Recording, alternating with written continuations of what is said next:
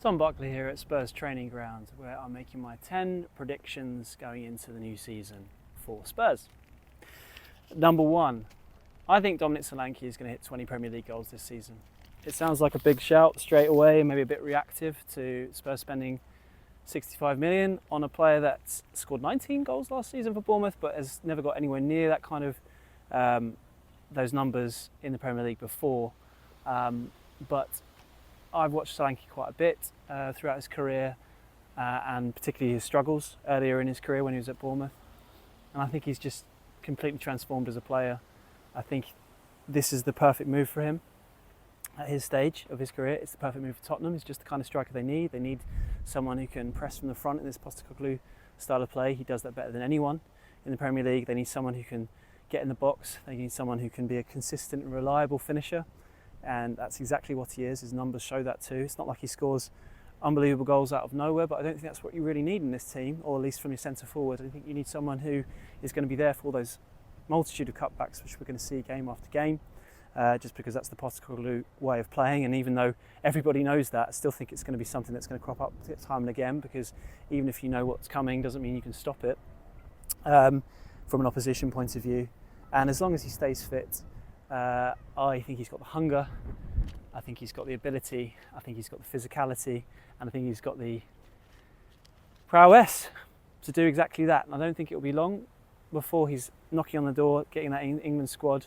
I'm not saying he's going to be in Lee Carsley's first squad that he names in September, but it wouldn't surprise me if he has a good August, starting with Leicester, if he had a chance of that, because even though he didn't have much of a shot at the Euros, there were some people who thought he was a bit unlucky not to make it. I think there's an opportunity there. Number two, Archie Gray, I think, is going to establish himself as Tottenham's defensive midfielder.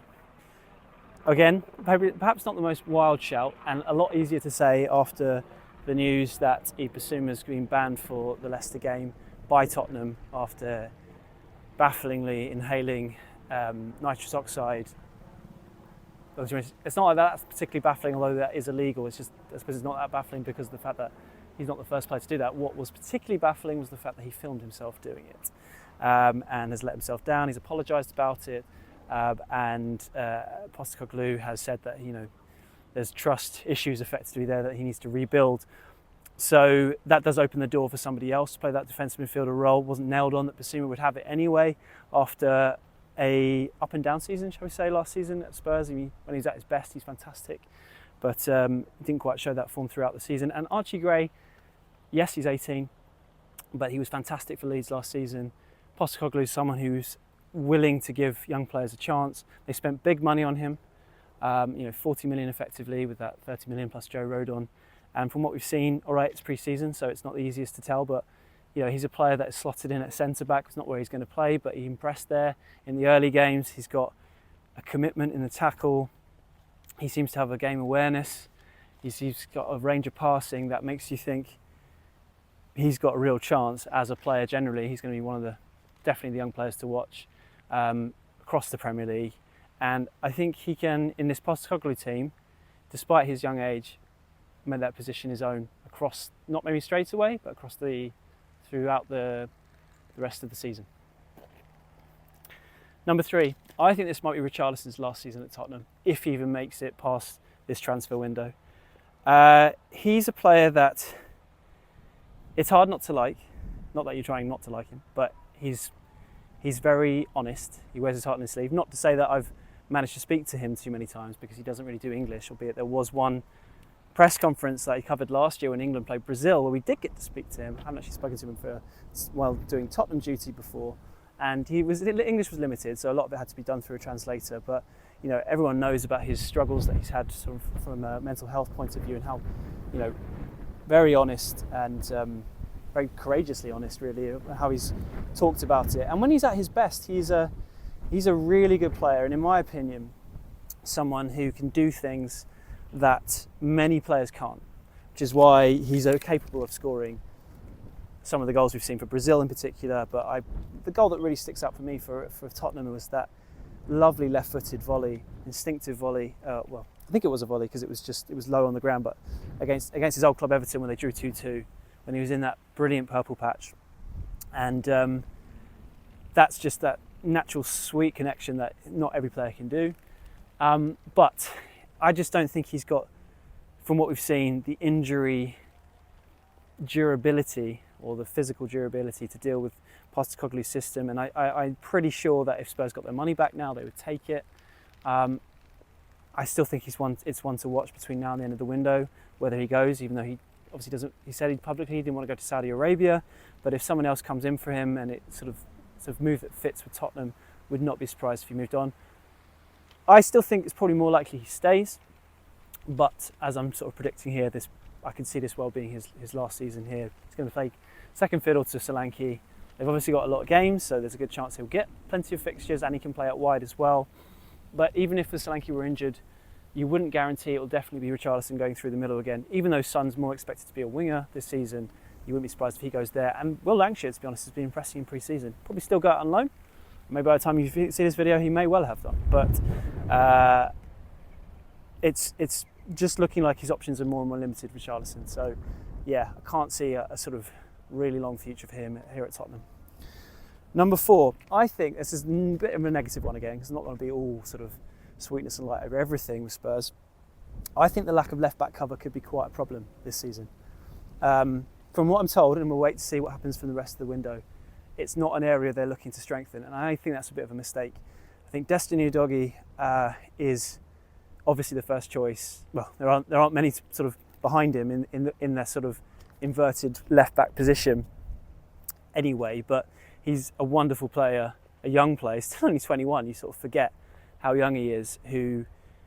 What a signing for 15 million is absolute coup for Spurs. But he himself has shown, and it's not really down to him, it's something that happens throughout all these, for a lot of players and the Postecoglou team, injuries will happen. And when he was out, I think it was suspension as well last season, they just really, really missed him. And Ben Davies has been an absolute brilliant servant for Spurs. And I still think he's got a part to play in this squad, but I think him more as the fourth choice centre-back now with the way Spurs play.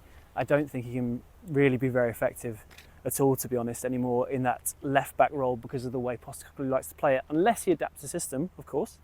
And when Udogie is absent, which I presume will happen at some point, the fact that they haven't got someone to sort of come in there to play in a similar way, whether it be a young player or another player who's sort of, can fit that profile, that could end up costing him. And that's what we saw last season with Spurs. When they had the injuries come in, they couldn't replace like for like. And I'm not saying like for like in terms of players who are of the same ability, but of the same profile and can do a similar job, albeit to probably a lesser extent to the first choice. And that cost them. And I worry that might be an issue this season.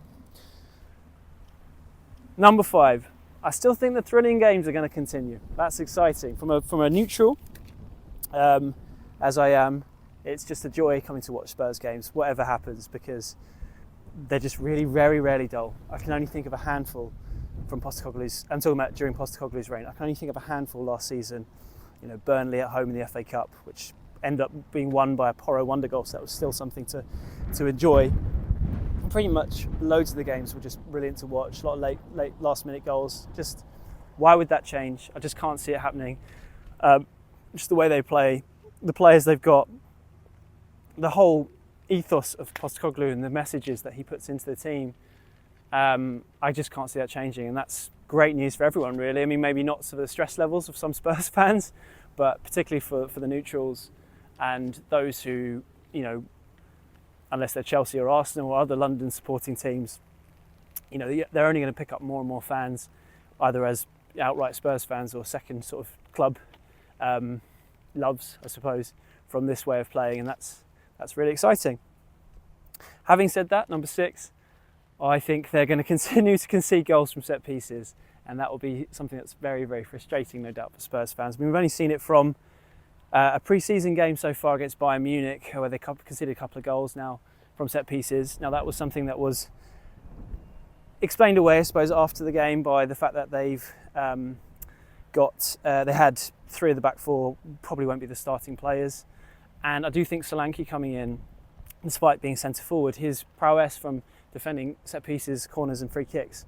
From a heading point of view, a bit like Shearer back in the day or Drogba, will be very, very useful. But I haven't really seen enough from what we've seen so far to suggest that will change too much. I really hope it does, because when you look at how being better at set pieces both home and away, to both scoring goals and conceding them for Arsenal has been in the last year or so, hopefully Spurs will be in that same mindset. I mean, surely Postecoglou, despite what he says publicly, must be thinking about it, must be worrying about it to a certain extent and hoping that he can improve that, but I just don't see it happening.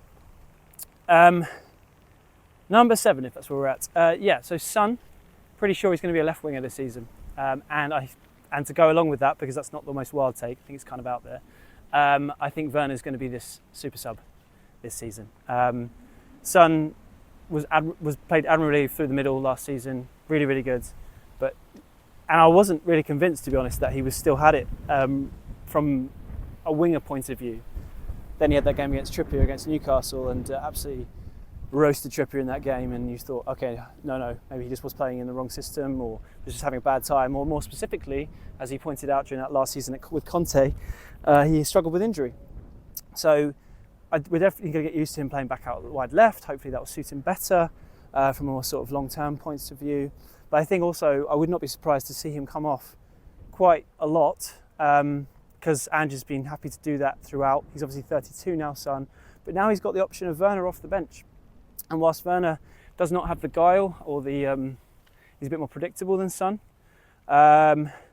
he has that raw pace and that ability just to fire that ball across the 6-yard box, which once you strip away the expectations that he once had at Chelsea of trying to be a goal scorer, is actually a huge asset. You've got to start looking at what the player is now compared to what you thought he might have been. And the way Tottenham play, particularly under Postecoglou,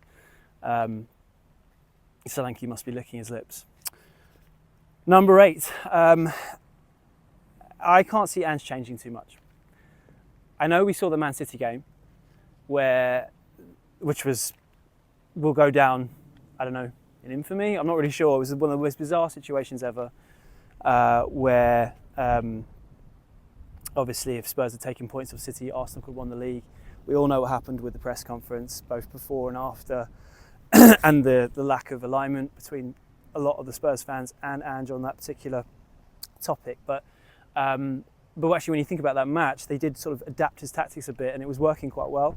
And it was something we hadn't seen too much of from Postecoglou, who seemed to be quite a puritan when it came to his approach in most of the games, none more so than that amazing, ludicrous for some perhaps, 4-1 defeat with 9 men against Chelsea. So, notwithstanding what I've just said about the fact that he did adapt against City, I just don't see it happening too much. If anything, I think he's going to be more and more Ange this season. You can tell that by some of the signings they've made, the faith they put in young players, the re-signing of Werner, I suppose. And it's going to be thrilling and probably frustrating for Spurs fans in equal measure at times when it doesn't go right. But remember, back to what the past that Ange has had, albeit at a different level. He's won the league in every second season at every club he's been at. I just can't see it happening here at Spurs because the Premier League is such a difficult nut to crack compared to those other divisions, but I do think they will improve, and that might come on to my final point, number 10. But first of all, number 9, Mikey Moore. He's someone that Spurs fans are well aware of by now, but my prediction is that other fans of Premier League teams will become well aware of him by the end of this season.